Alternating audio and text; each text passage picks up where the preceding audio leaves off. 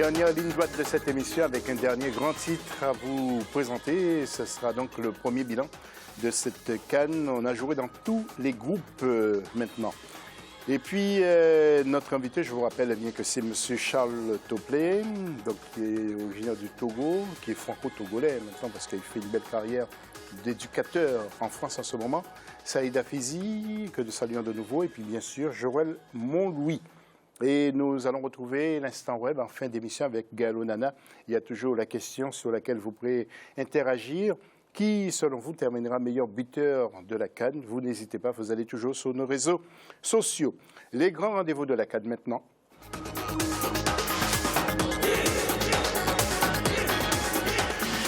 Il s'agit, si vous le permettez, d'un premier bilan, justement, avec les commentaires de notre rédaction et commentaires signés Ibrahima Diouma Ba.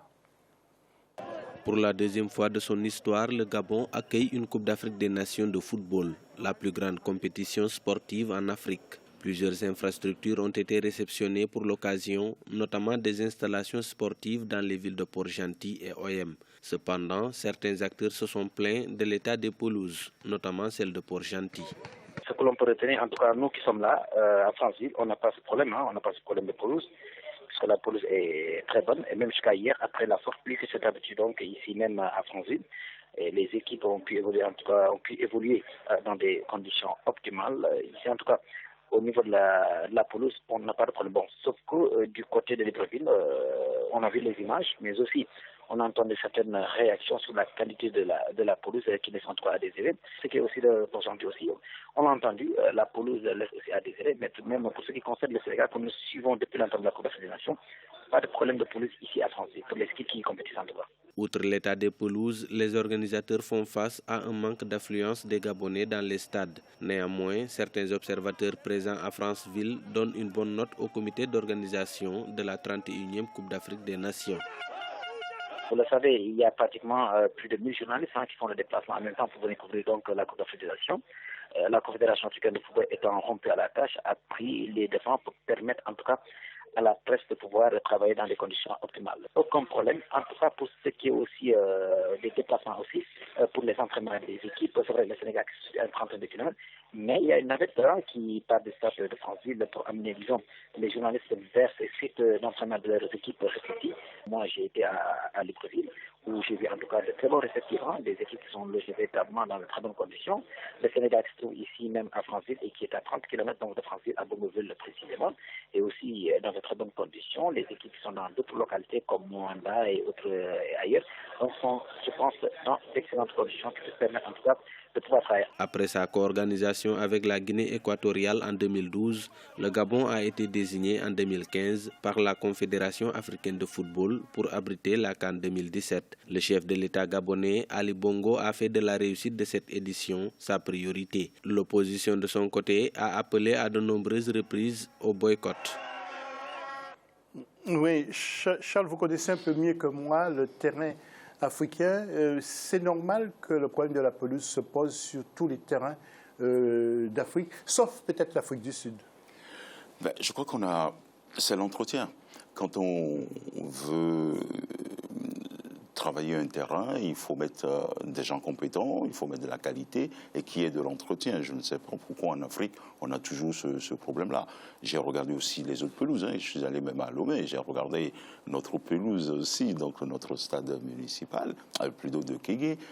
C'est la difficulté. Moi, je pense simplement que il faut que ça soit une volonté de la Fédé de mettre des moyens, des gens compétents, formés pour travailler constamment sur cette surface-là. Si on veut avoir un football de qualité, former des joueurs de qualité, je pense qu'on doit avoir aussi des outils de qualité pour pouvoir travailler. La technique ne se travaille pas sur un terrain patateux. Je ne pense pas que quand tu fais un contrôle, le ballon va partir là-bas. Donc si on veut vraiment travailler, il faut que la Fédé ou le pouvoir public mettent vraiment les moyens sur les terrains pour qu'on puisse avoir des terrains adaptés, des surfaces adaptées pour produire vraiment du beau football. Oui, vous connaissez mieux que nous aussi le Maghreb. Oui. Saïd, il y a des problèmes de terrain, de pelouse? Ça dépend où au Maghreb. On parlait tout à l'heure de l'Afrique du Sud. L'Afrique du Sud, c'est un pays, on connaît la renommée, ils ont organisé la Coupe du Monde, c'est un pays avec de très belles infrastructures. Au Maroc, vous trouvez l'équivalent.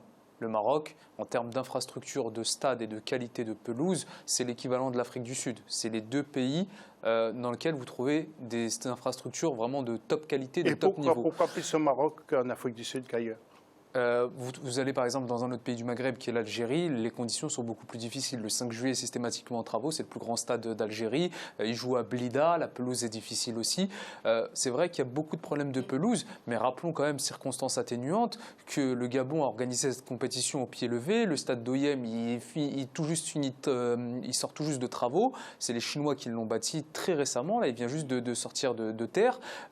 Et il y a 2 matchs par jour qui se jouent sur ces pelouses-là, avec un intervalle d'1 heure entre les matchs. Et vous allez en Ligue 1, vous ne trouvez pas, hormis le stade je l'ai déjà dit ici même, hormis le stade au Parc des Princes, vous ne trouvez pas un stade aussi qui résiste à 2 matchs par jour. C'est très difficile. Vous allez au stade de Toulouse, le TFC, c'est une catastrophe, le stade. Donc c'est pas que en Afrique, il faut aussi, à un moment donné, c'est vrai qu'on a des pelouses difficiles, mais c'est pas un problème typiquement africain. Ok. Joël Montluy, qu'est-ce que vous voulez dire sur ce dossier? Moi, ce qui m'a beaucoup amusé, c'est que ce soir, on n'était pas vraiment dans un stade du côté d'Oyem. Effectivement, on était plutôt dans une piscine. Ouganda Mali. À l'unanimité, on était dans une piscine. Bon, ce qui est un petit peu embêtant avec ces problématiques de pelouse récurrentes, c'est qu'il peut y avoir une incidence, notamment d'un point de vue des blessures. Souvenez-vous, c'était pour le match Gabon-Burkina Faso, où au total, on avait eu 5 joueurs sortis justement sur blessure. Il y avait beaucoup de blessés. Exactement. Après, si on met ça en perspective avec les difficultés qu'ont certaines fédérations à avoir des joueurs qui répondent favorablement à une convocation en sélection nationale, moi je dis, évidemment, vous ne leur vendez pas du rêve. Vous vendez à ces joueurs la possibilité qu'ils viennent à une compétition, même si c'est pour la sélection nationale, et qu'ils puissent se retrouver bêtement blessés pour avoir joué sur un terrain de mauvaise qualité. Donc ça, c'est la première chose de mauvaise qualité, pardon. C'est la première chose que je voulais dire. La deuxième chose concerne mon étonnement, on va dire, concernant la praticabilité du terrain. Parce qu'effectivement, je me suis renseignée en échangeant avec un arbitre international pour savoir quelles étaient les conditions, si conditions il y avait, pour qu'on puisse considérer un terrain comme étant praticable, surtout après avoir vu ce que j'ai vu ce soir. Donc effectivement, on confirme qu'il n'y a pas de critères bien définis. La première chose qu'il faut se poser comme question en tant qu'arbitre, c'est déjà de savoir si le terrain présente un danger quelconque pour les joueurs. Donc ça, c'est la première chose. Si l'arbitre considère que non, on passe à la deuxième question. Et dans le cas d'un terrain qui était gauche d'eau comme celui d'Oyem, effectivement, ils font un test a priori assez simple qui consiste à lancer la balle et à voir si cette dernière est freinée ou pas. Si on considère que le ballon est freiné, le terrain est impraticable. Si ce n'est pas le cas, le terrain est considéré comme étant praticable.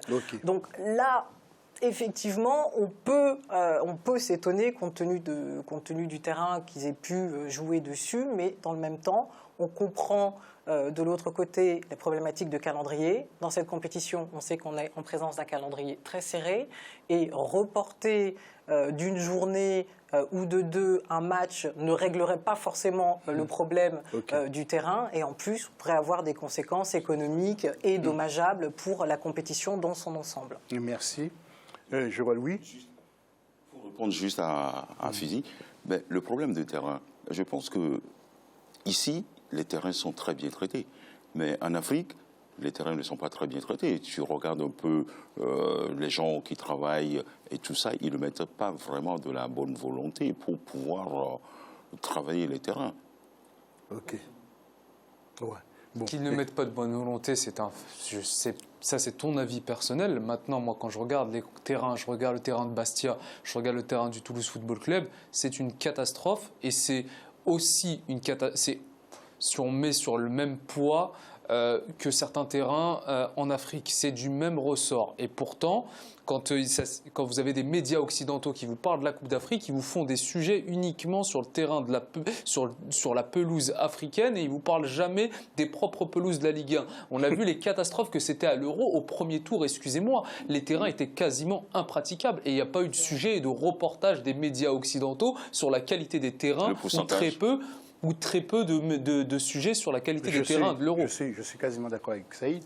Il faudrait qu'il y ait un juste poids, qu'on dise aussi ce qui se passe. Des deux côtés, mais ça n'empêche non plus que je suis totalement d'accord, il faut faire quelque chose. C'est pas parce qu'ailleurs c'est pas bien aussi qu'on doit garder ces terrains-là en Afrique. Okay. Il faut absolument essayer de traiter ce problème-là qui est insupportable, c'est vrai. Ok, nous allons enchaîner avec maintenant quelques images.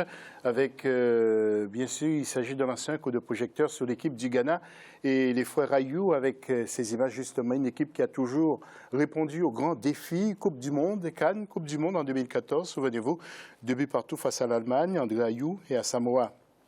John avaient frappé, ils avaient chuté devant le Portugal 2-1. Et encore André Ayou pour la réduction du score en 2015 en Guinée, le titre de vice-championne aussi, ou de vice-champion d'Afrique, battu sur pénalty, souvenez-vous, par la Côte d'Ivoire. Donc, messieurs, vraiment un coup de chapeau. En 2 mots, nous serons plus courts cette fois-ci parce que nous allons arriver à la fin de l'émission. Charles, je commence par vous. Le Ghana, il faut respecter cette équipe qui a fait il faut la respecter parce que ils ont déjà eu le Satur qui est là, qui se connaissent très bien. L'environnement donc de ce groupe, je pense qu'il est très très très sain.